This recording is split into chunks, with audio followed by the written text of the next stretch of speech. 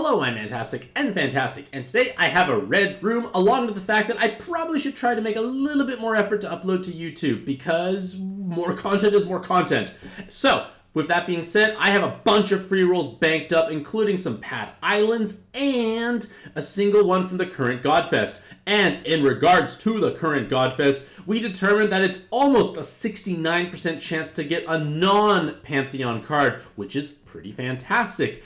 With that being said, this collab section comprising of 1, 2, 3, 4, 5, 15 plus 5 is 20% chance. Only 5% of those chances are truly great, I feel. So, yes, it's only like a 31, 32-ish% chance to get a Pantheon card, but another 15%, I feel like they're not that great. Like, yes, Avalon Drake is better. Yes, Apocalypse Dragon is better. But, like, I just don't know. Cursed Worm, I guess, is still pretty good for a Dark Looping Shield. But, like, they don't get me as excited. And to be honest, the game has definitely transitioned much more into roll hard in collaborations because that's simply where the most value is. And we're kind of, like, showered in Godfest exclusives already. And yes, I could get more Godfest exclusives, but what will I do with those extra Godfest exclusives? Convert them into trade fodder for those collaborations. So why not just roll in those collaborations, pick up the spectrum of cards, including the cards needed for the badge exchange, which is usually ranging from like 15 to 20, let's say. I have to do quite a bit of rolling, so my stones need to go there, so to speak. And with that being said, I have been informed from Onion, who's saying hello to himself on the interwebs, that there will be a 12 Magic Stone Godfest that happened in Japan that had a 100% Godfest exclusive rate. So, 100%. That point in time, I think it's worth rolling because, 100% is 100%. Yeah. Either way, with that being said, let's do my free rolls and ignore the current Godfest. I would like the cards in the Godfest, the 2 new Godfest exclusives, which I should try and talk about in a future video. But with that being said, let the good times roll. Oh yeah, Pad Island, glow for me. Give me 2 pretty girls that move. That's the dream, ladies and gentlemen. I'll take a single new card. Hello, Haku. You give a Sun Awakening. Makes sense. Tons of 3 attributes. It's only a single turn of damage absorption, a single turn of penetration, which is kind of unfortunate. It's not quite enough of anything. I like the aesthetics, I guess. Let's see the other forms. See, at least this is 2 turns of attribute and damage absorption cancellation on a 6-turn cooldown, which is actually quite respectable. She does have L's. She could get super blind. She could get more L's. She can put back your assists. I think that's still a nice, useful-ish thing to have if you play it with enough colors. But you're most likely ending up as a weapon assist like almost every other card I roll now. That's a large amount of our Team RCV with blind. God typing, which I think is going to be helpful in the future. 3 attribute is still 3 times damage. So, if you need healing and blind resist and you are rainbow, this does work. You are most likely ending up as a relaxing fan, Haku. Thank you. Alrighty, 6-star plus, ladies and gentlemen. It's going to be fantastic for my Fantastic account. And congrats finishing the title challenge deck. Well done indeed. Glowing is good. If it's 2 pretty girls that move, big money. Yeah, 1 team HP is definitely better than nothing.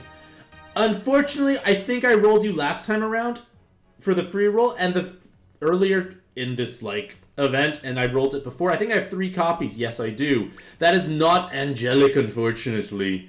I will just make the other weapon assist. It's one of the few weapon assists with 2 enhanced Heart Orb Awakenings, so in theory, it is one of the largest transfers of healing potential out there, which is something. Like, being good at something is important in this game. A generalist fails, a specialist excels. Not all the time, but there's a chance they'll be useful. Alrighty, so there are 2 new cards released for this Godfest, and they only have a cumulative 5% chance of being rolled. So, I'm not going to be rolling in this event, but I'll gladly roll the free pull because, free is free. So come on. Why would you say Durga, Onion? Glow for me. I think everything glows at this point, probably. But oh yeah! I'll take a 7-star Godfest exclusive for free.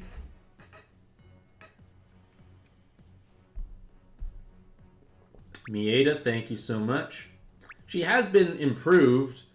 It is now just a 2, not a 3-turn cooldown. But Mantastic'c loves Godfest exclusives. See, I pick up Godfest exclusives left, right, and center from various free rolls. It's just going to happen. Collab stuff, I need to sink way more stones in to get my value out of it, I feel. So, pretty cool. It is at least a movement time buff every other turn, which is pretty cool.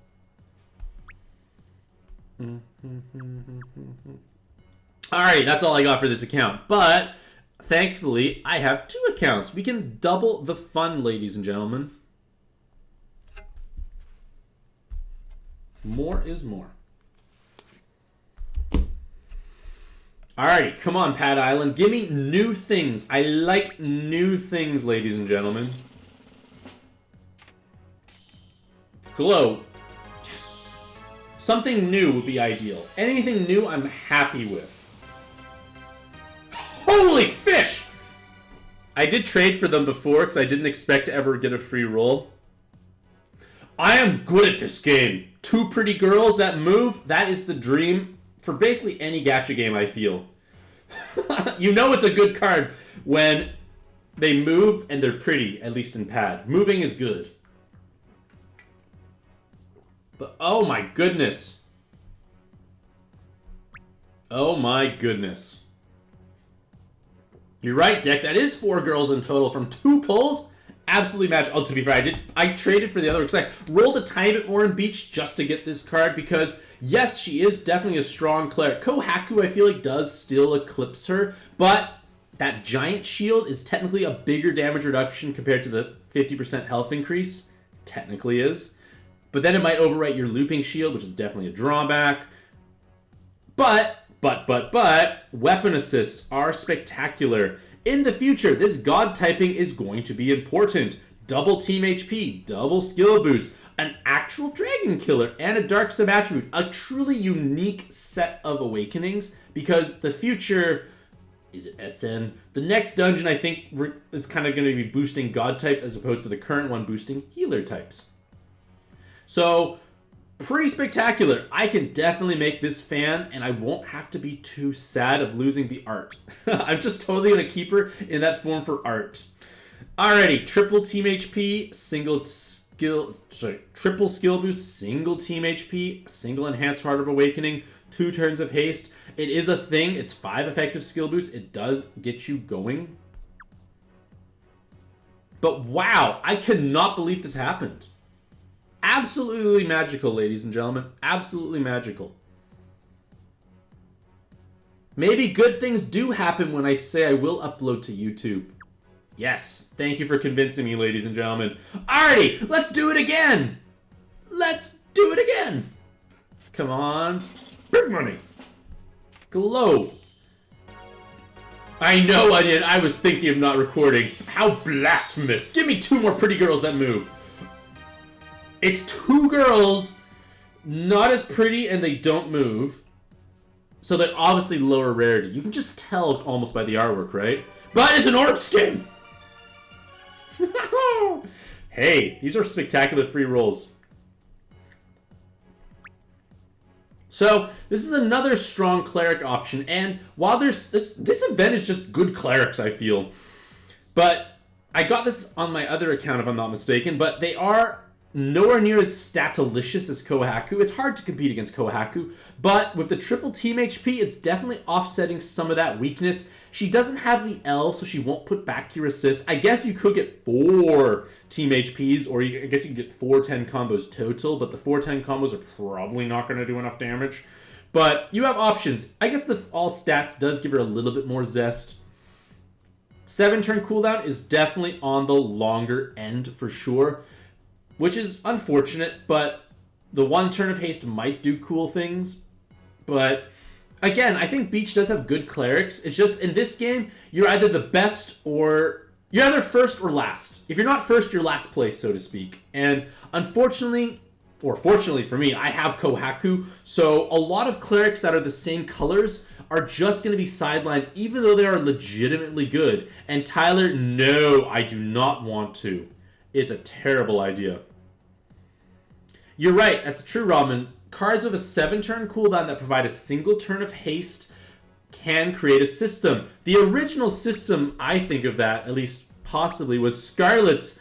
I put them in my prizes because I was so proud of them. I made 4 Scarlets. Oh, they have Super Awakenings now. Wow. Back in the day, this was a thing. 4 Scarlets, they did stuff. They no longer do stuff. I have so many Scarlets, what the fish. But I have at least 4 of them max skilled, maybe a 5th one. I have 5 of them max skilled, clearly good at this game.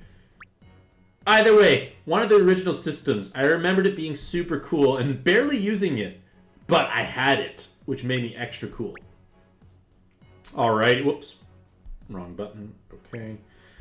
Alrighty, now for the Godfest. So, I've done amazing things so far in my free rolls, but we can always dream bigger, right? We can always yearn for more. So, in an ideal world, I get 1 of the 2 new cards. That would be absolutely spectacular. So glow for me, good start. They are dragons in my Puzzles and Dragons, so that's a good thing. You are Dark Metatron. It's still a Godfest exclusive. Like I said, we just pick up Godfest exclusives on a regular basis to the point where it's like I can dump them. Not as great as a 7-star, but I'll take a 6-star base. It has many stars, but the base form is 6 stars. Once upon a time, Dark Metatron in this form was like absolutely outrageous. Long, long ago. Oh well, with that being said, hopefully all you lovely ladies and gentlemen have a truly fantastic day. I wish you all the best luck in your own pad adventures, and happy puzzling in the YouTube world.